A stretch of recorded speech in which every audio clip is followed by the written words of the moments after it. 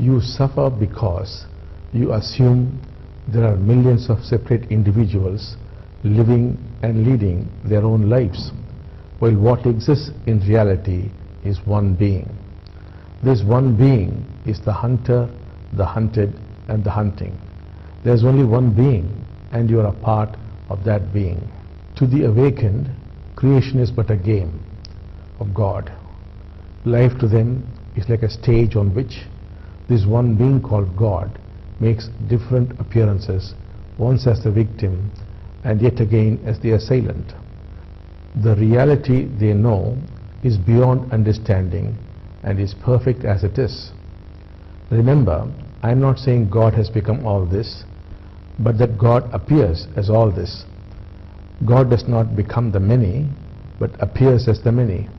Creation is like the myriad reflections of a glass palace. This God is everywhere and nowhere. To understand this, let us talk of God as the government. If you were to ask someone, where is the government?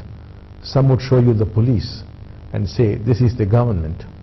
Yet others would show you the courts, and somebody else the Senate. Some would show you the administrative officers, and others the ministers. Yet others might say, people are the government. You find the presence of the government in the traffic laws on the road, in the tax laws, in every consumer product. It is everywhere and yet nowhere. So is God.